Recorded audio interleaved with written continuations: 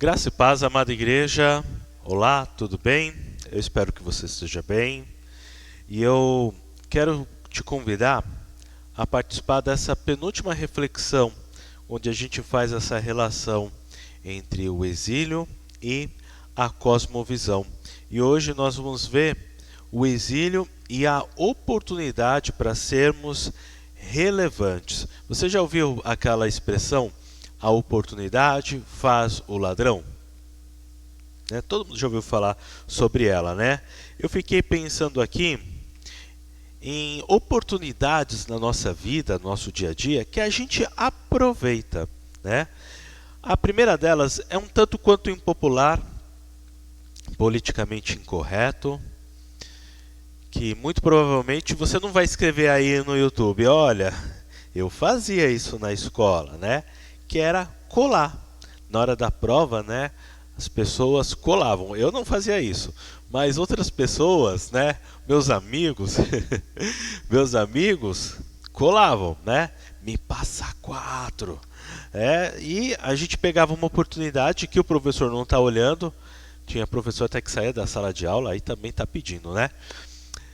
Pra gente falar, me passa 4. E aí a pessoa vai lá e te passa e você cola, né? A segunda oportunidade que a gente aproveita é na hora da paquera, né? Então é na hora de falar alguma coisa aqui, outra colar. Lembro-me que quando eu conheci a minha esposa, né, no dia, na primeira vez que nos vimos, eu fui me despedir dela. E aí na hora de me despedir dela, eu fui lá e dei um abraço nela. E eu dei um abraço forte, longo, para ela sentir o meu cheiro, né, para sentir meu perfume, eu também poder sentir o dela, né, deixar uma marca ali. Então na paquera é hora de a gente deixar a marca para que as coisas possam progredir. A oportunidade também para fazer o bem. Aqui na nossa cidade de Santos tem uma rua chamada Azevedo Sodré. E uma parte da Azevedo Sodré é muito interessante, porque ela é assim, ó.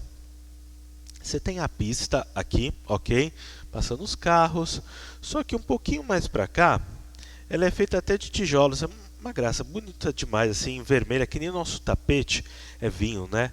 Mas também é lá, é vinho. E aí o que os moradores aqui de um prédio fizeram? Picharam no chão, escreveram multa. Passaram um risco assim, escreveram multa. E não escreveram só uma vez, mas, sei lá, de 2 em 2 metros, 1,5 m, sabe? Foi escrevendo multa para as pessoas não estacionarem o carro ali, justamente para não tomarem multa. Então são pessoas que fizeram bem, pegaram uma oportunidade para fazer o bem.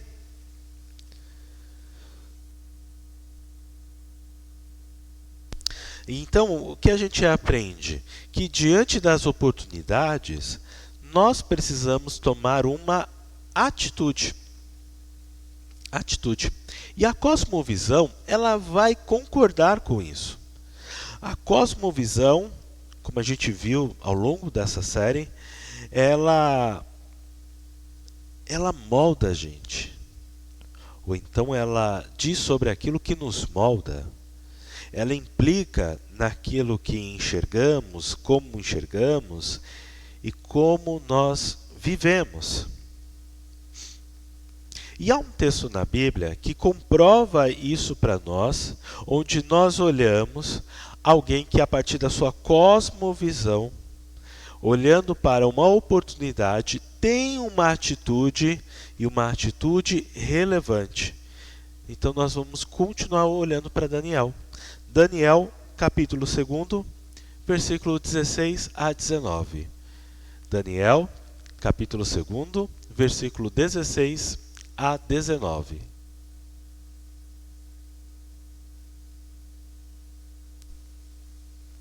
Você encontrou aí? Foi Daniel ter com o rei. Ele pediu designasse o tempo, e ele revelaria ao rei a interpretação. Então, Daniel foi para casa e fez saber o caso a Ananias, Misael e Azarias, seus companheiros, para que pedissem misericórdia ao Deus do céu sobre este mistério, a fim de que Daniel e seus companheiros não perecessem com o resto dos sábios da Babilônia. Então foi revelado o mistério a Daniel numa visão de noite. Daniel bendisse o Deus do céu. Até aqui. Eu acho importante a gente dar uma recapitulada no que aconteceu no capítulo 1, tá bom? Então vamos lá, rapidinho. Jerusalém é atacada por Nabucodonosor, os objetos do templo são levados, as pessoas são levadas prisioneiras, né? Alguns foram escolhidos para permanecer lá, mas outros foram levados para a Babilônia. E ali nós encontramos alguns jovens, 4 jovens da tribo de Judá: Daniel, Ananias, Misael e Azarias.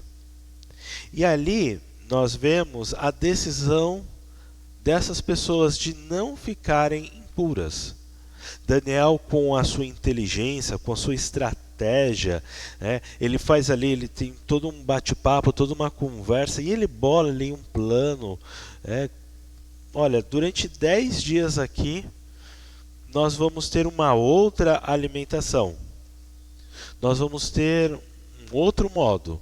E ao final desses 10 dias, de fato, eles estavam mais sadios e eram mais fortes.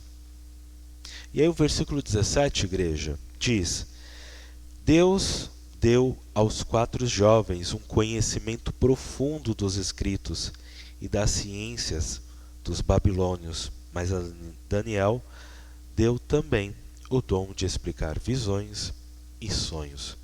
Guarda essa informação, que ela é muito importante.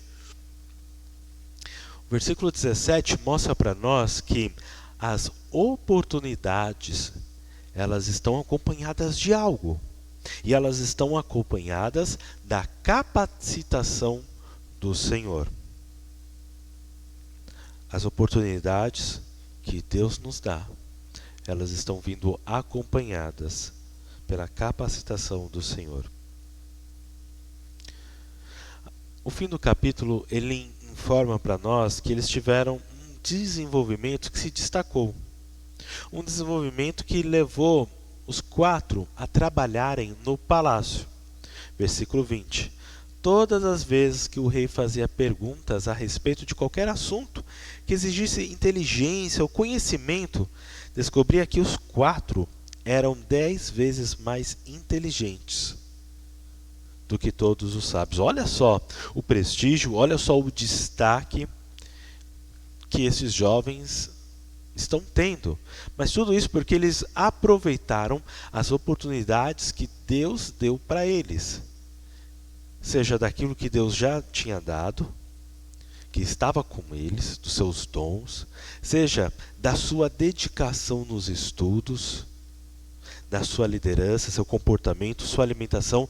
Ou seja, olha, tudo isso aqui é um combo para explicar o destaque deles. E aí, continuando, o rei tem um sonho. Não é qualquer sonho. Ele tem um pesadelo. O texto vai dizer que ele tem um sonho perturbador. E diante desse sonho perturbador, o rei vai convocar o primeiro escalão do seu reinado, os sábios, adivinhos, feiticeiros e os astrólogos, para que eles expliquem o sonho. Versículo 5: Eu já resolvi que vocês têm de me contar o sonho e também explicar o que ele quer dizer.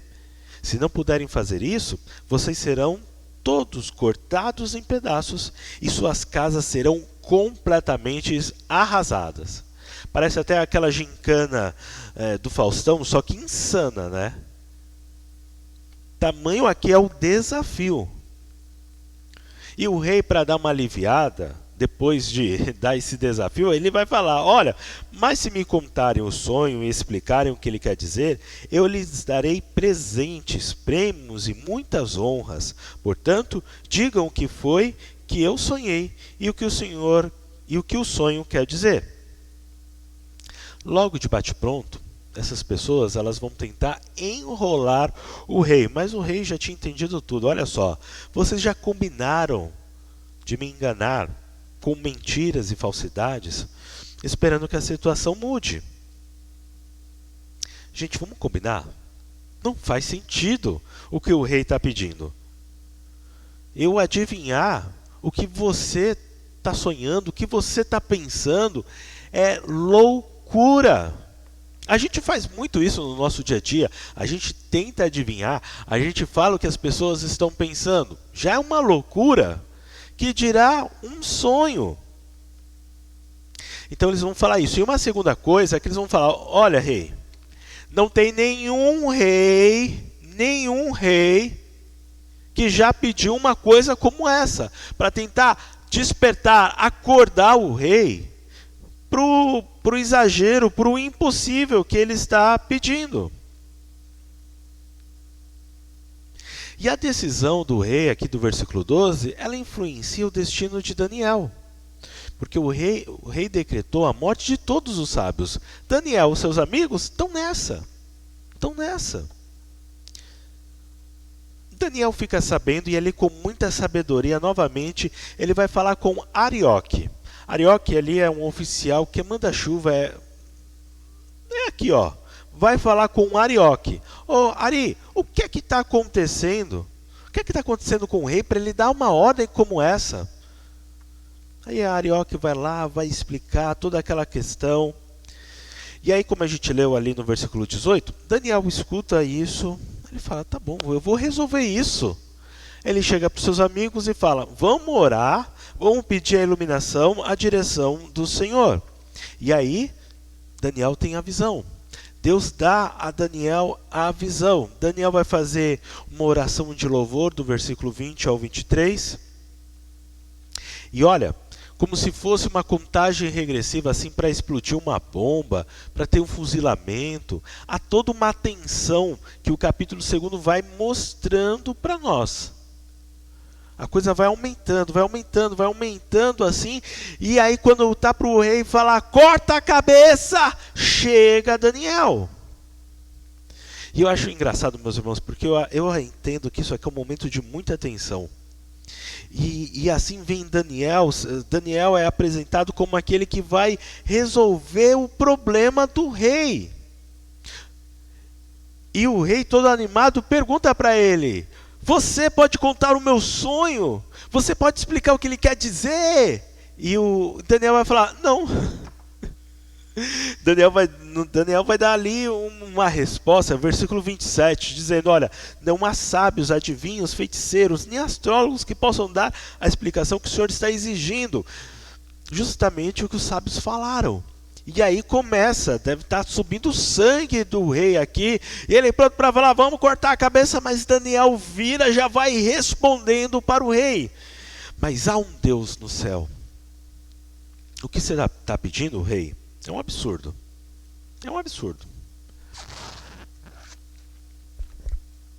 Mas há um Deus no céu.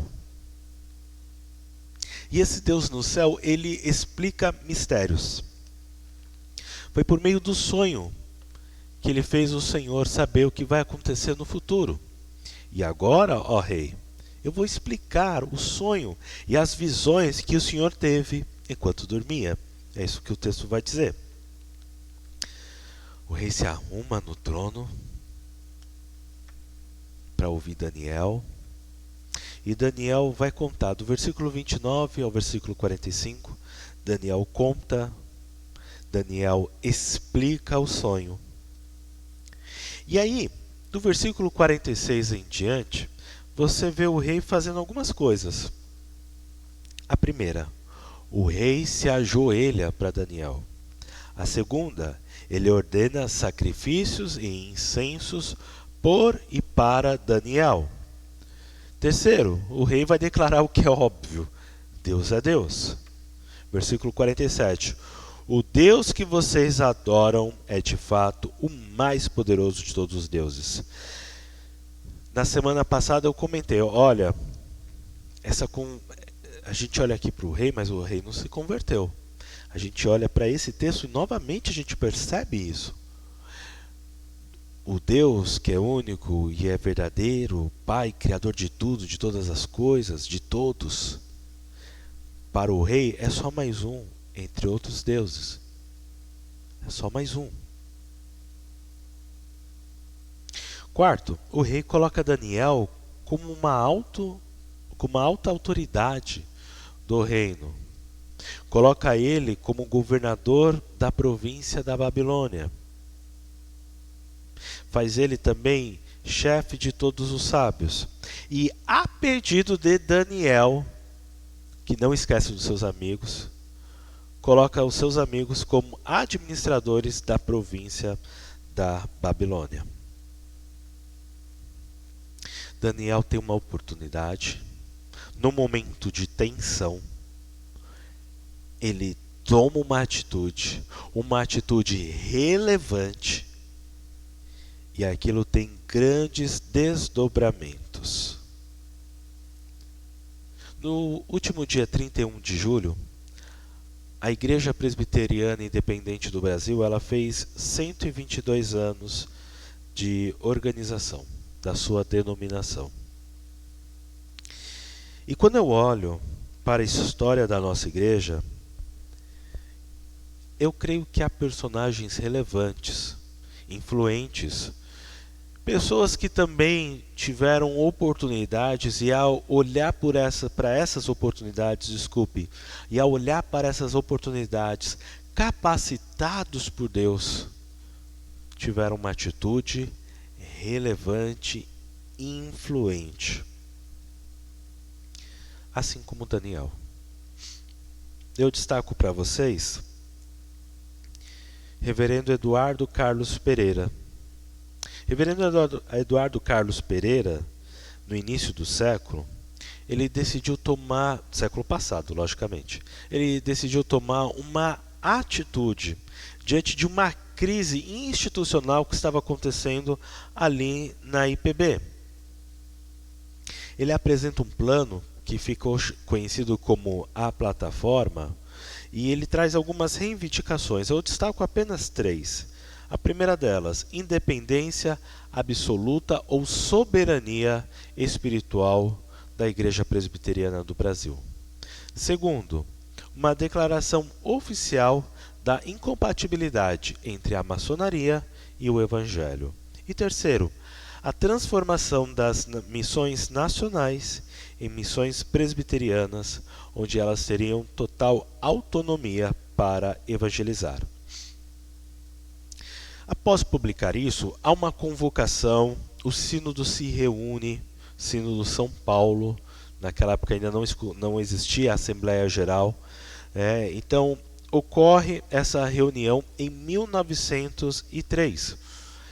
E, infelizmente, não há um consenso nessa reunião e todos os pontos da plataforma eles são rejeitados. E aí, meus irmãos, eu queria muito ter estado lá, eu queria muito, porque aí o reverendo Eduardo, ele se despede com uma frase: vós ouvireis falar de nós, nós ouviremos falar de vós, e um dia, perante o juiz, nos encontraremos. Eita nós, ô glória! Esse é Eduardo Carlos Pereira, e por causa dele e outros homens, nós estamos aqui como Igreja Presbiteriana Independente do Brasil. Uma segunda oportunidade, que aí, como Igreja Nacional, nós tomamos ela, é a ordenação feminina. Na Igreja Presbiteriana Independente do Brasil, a mulher ela pode ser diaconisa, presbítera e pastora. É algo importante e muito relevante que a nossa igreja fez. E o terceiro ponto que eu quero destacar dentro de todo esse contexto, eu quero destacar a pessoa do reverendo Martins. O reverendo Paulo Martins, ele tem aqui uma importância muito impactante para a nossa comunidade, muito importante para o nosso presbitério. E o que o reverendo fez? é algo que outros reverendos, outros pastores fizeram em outros pontos do nosso país. Quando a gente vai para uma questão histórica da nossa formação da nossa igreja, o que acontecia? Às vezes você tinha 2, 3 igrejas, mas só tinha um pastor. E um pastor que cuidava dessas 2, 3 igrejas. E não eram igrejas que eram próximas uma das outras, sabe, de bairros vizinhos. Não. Percorriam longas distâncias. Longas distâncias. E esses pastores, eles poderiam, sabe, jogar o problema para o presbitério, falar, olha, tem muito campo, eu só sou um, eu tenho família, eu tenho que trabalhar, eu tenho isso, eu tenho aquilo, não dá, vocês se virem aí. Mas não, reverendo Paulo Martins não fez isso e outros pastores não fizeram isso. Arregaçaram as mangas. E o que é brilhante, sensacional, é que a igreja, o que a gente chama de força leiga, arregaçou as mangas e a igreja foi crescendo, multiplicando, se organizando. Outros homens foram chamados, foram levantados. E hoje nós temos esta igreja, a primeira IPI de Santos. A gente tem a Getsemane, nossa igreja vizinha aqui. Nós temos um presbitério forte por causa de uma pessoa como ele, que diante de uma oportunidade buscou ter uma vida relevante e assim de fato o teve. Então olha só, a gente olhou então aqui, a gente olhou para o contexto bíblico, a gente olhou para a palavra de Deus, nós olhamos, aproveitamos o aniversário da nossa igreja, olhamos para a nossa história. E agora só falta a gente olhar para nós mesmos. Então, a nossa questão é: qual a oportunidade Deus está nos dando? Qual a oportunidade que Deus está nos dando? Nesse último mês, o que aconteceu ou o que está acontecendo na sua vida? Porque Deus pode te estar dando uma oportunidade para você agir conforme um problema físico, uma enfermidade. Você acabou de se aposentar, o que é que você vai fazer? Uma crise familiar, uma crise financeira, uma porta que se fechou, um projeto que não caminhou para frente. Qual oportunidade Deus está te dando? E a grande questão é: qual a grande oportunidade que Deus está nos dando para? Tem um para aqui. E esse para é para agir com relevância, com ousadia. Qual é a oportunidade que Deus está te dando, meu irmão, minha irmã? Você que está ouvindo essa mensagem hoje, qual a oportunidade o Senhor está te dando? Diante daquilo que você está vivendo hoje, ou começou nas últimas semanas, no último mês, qual a oportunidade que Deus está te dando? Olha para a tua vida. Qual oportunidade Deus está dando? A gente está vindo de um Dia dos Pais. Quais as oportunidades que Deus está dando para você que é pai, com relação na sua relação com seu filho, sua filha, seus filhos, suas filhas? Qual oportunidade Deus está dando? O que é que você está vivendo? Como está a relação entre vocês? Qual tem sido a sua reação diante da reação do seu filho e da sua filha com alguma coisa que você está tentando tratar, relacionar ali com ele ou com ela? Os filhos também não vão passar longe, não.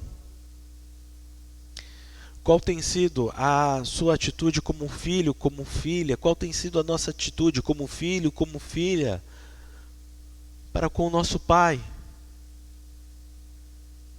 Como temos nos comportado diante daquilo que os nossos pais têm falado para a gente, para nós.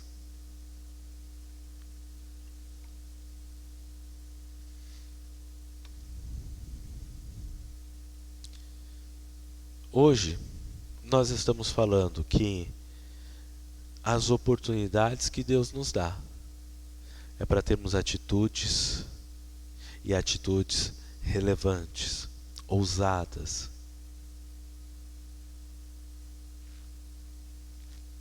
Eu acredito que nós temos muito o que pensar. Quando eu olho para Daniel, eu vejo que Daniel tomou algumas ações. Eu vejo que Daniel não ficou de braços cruzados. Eu vejo que ele não se fez de uma vítima ali.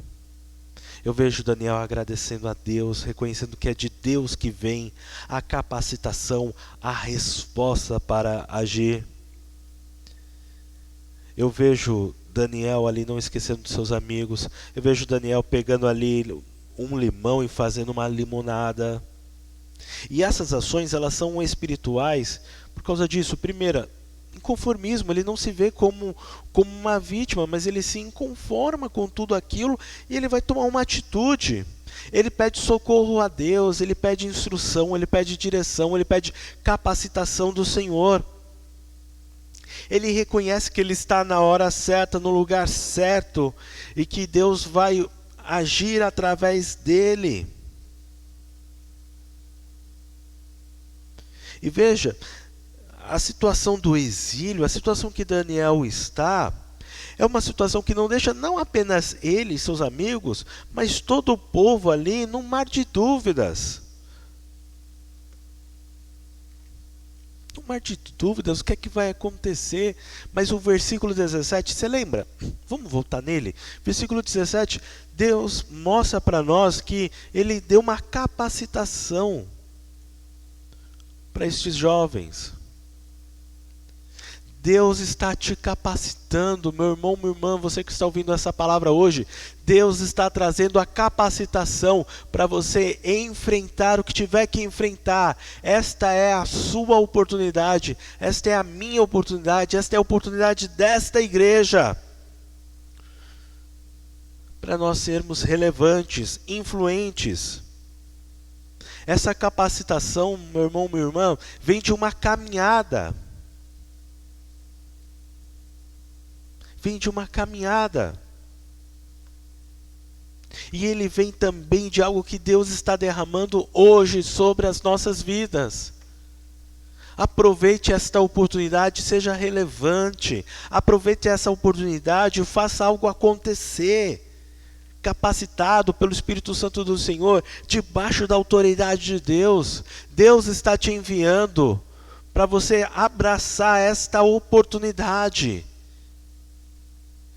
Qual a oportunidade Deus está te dando hoje? Qual oportunidade Deus está colocando diante de nós? Seja qual for, vá, abrace essa oportunidade. E tenha uma ação, tenha uma atitude relevante e influente. Ele está te capacitando e Ele está te enviando para você ir e enfrentar este momento. Em nome de Jesus. Amém.